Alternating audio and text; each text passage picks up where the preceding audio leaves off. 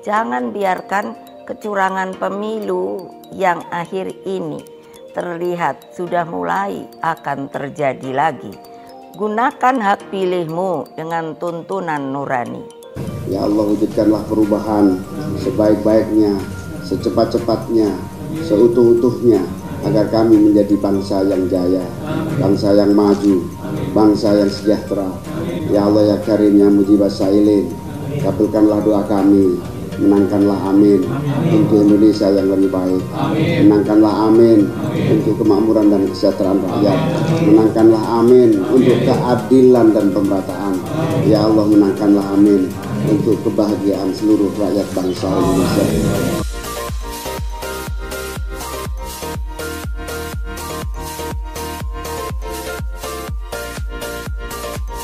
Assalamualaikum warahmatullahi wabarakatuh. Salam sejahtera untuk kita semua. Pemirsa, benarkah rakyat Indonesia butuh perubahan?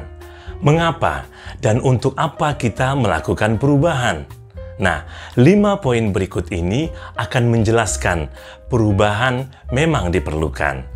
Pertama, perubahan adalah hukum alam, sunnatullah, ketentuan Allah. Perubahan terjadi baik kepada makhluk hidup maupun benda mati. Waktu berjalan terus, era atau masa berganti-ganti. Suka atau tidak suka, mau atau tidak mau. Era Majapahit, era Mataram sudah berlalu. Era Demak, era kolonial Belanda, era perang kemerdekaan. Lalu ada era Orde Lama, era Orde Baru. Kemudian yang sekarang ini era reformasi. Dan sebentar lagi insya Allah tahun 2024 ada era perubahan, era pemulihan. Kedua, perubahan harus dari kondisi yang buruk menjadi baik, yang sudah baik menjadi lebih baik lagi. Perhatikanlah kondisi Indonesia dalam berbagai bidang. Jika Anda orang biasa, maka silakan googling, browsing, dengarkan penjelasan para ahli di bidang ekonomi, keuangan, politik, agama, pertahanan, keamanan, dan bidang lainnya. Buka mata dan nilailah dengan pikiran dan hati yang tenang dan lembut. Jangan terjebak pada narasi kelompok penguasa maupun narasi oposisi. Korupsi, gratifikasi atau sogok suap makin parah dilakukan oleh kepala daerah, menteri, hakim, jaksa, petugas pajak, dan anggota DPR. Bahkan terbaru, seorang profesor, guru besar, wakil menteri hukum pula dinyatakan tersangka suap oleh KPK. Yang lebih parah lagi adalah Ketua KPK saat ini bahkan sedang diperiksa Bareskrim Polri atas dugaan pemerasan. Sekali lagi, bersikaplah sebagai rakyat biasa. Seperti saya, bukan anggota partai penguasa atau anggota partai oposisi. Oke, tidak ada yang sempurna. Karena itu, lihatlah ya, timbang-timbang mana yang paling banyak yang terjadi di rezim ini, keburukan kemerosotan atau kebaikan kemajuan. Ekonomi keuangan adalah hal utama, ya, penting dan cocok dijadikan penilaian. Ayo googling berapa pertumbuhan dan berapa utang. Contoh, kalau selama ini pertumbuhan ekonomi rata-rata per tahun 5%, maka kita pantas dong berharap 5 tahun ke depan setelah pemilu Februari 2024 tumbuh menjadi 6-7%. Nah, jika jumlah hutang terus meningkat, ya katakanlah sekarang sekitar 7.000 triliun, maka kita pantas juga berharap hutang berkurang, ya, atau setidaknya tidak nambah drastis. Ini harapan logis. Ini juga berarti sebagai rakyat kita lihat dan pelajari calon presiden yang paling meyakinkan, potensial memperbaiki ekonomi keuangan kita. Bidang apa lagi? Presiden berikutnya juga harus menurunkan tingkat korupsi sampai 50% kalau bisa. Korupsi dan suap sogok menyogok membuat ekonomi kita, ekonomi biaya tinggi, dan menghambat pembangunan. Korupsi menggerogoti APBN. Sebagai perbandingan, apple to apple tentunya, di masa Presiden SBY tercatat 52 kepala daerah terlibat korupsi.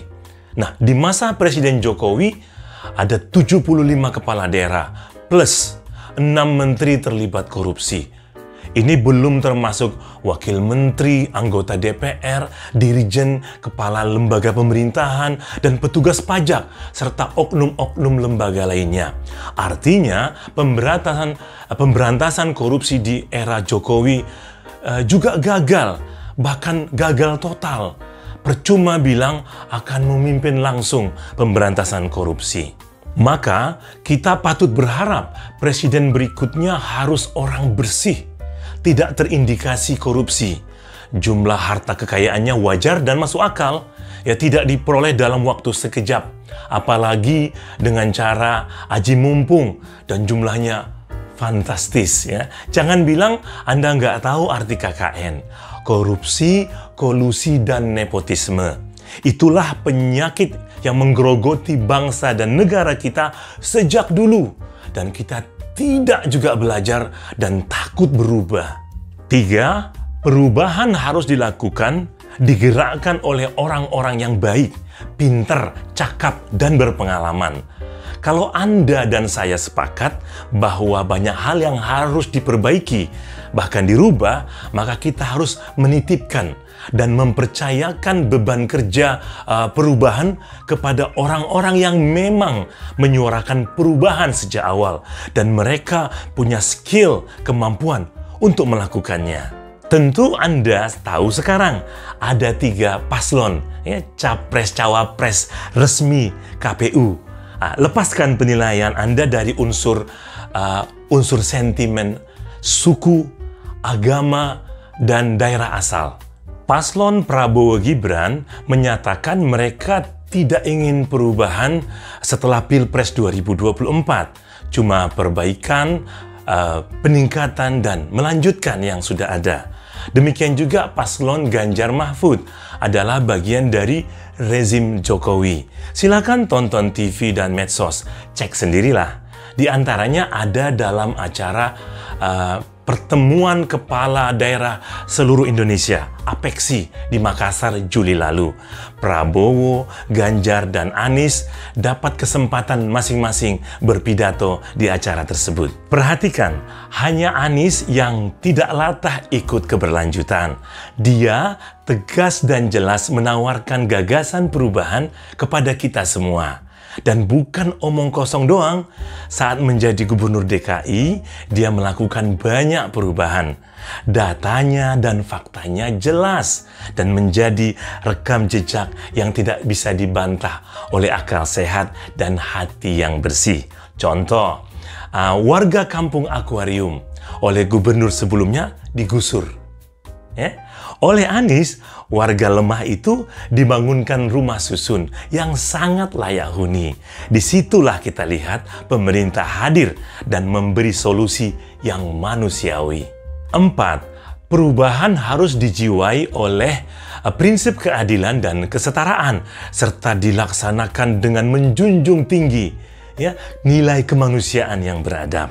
Keadilan dan kesetaraan termasuk hal mendasar. Kedua prinsip ini harus jadi pertimbangan dalam mengambil keputusan, baik dalam bidang non-fisik seperti pembuatan aturan atau sistem aplikasi, maupun dalam bidang fisik seperti pembangunan sarana prasarana publik.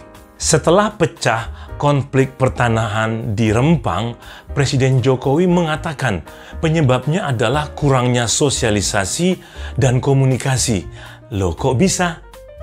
Ini jelas mengenaskan ya, untuk sebuah proyek besar yang langsung melibatkan Presiden Jokowi dan Menteri Investasi Bahlil. Ingat, tanda tangan MOU kerjasamanya kan dilakukan mereka berdua di Chengdu, Cina. Timbul pertanyaan, berapa sih besar biaya sosialisasi dan komunikasi?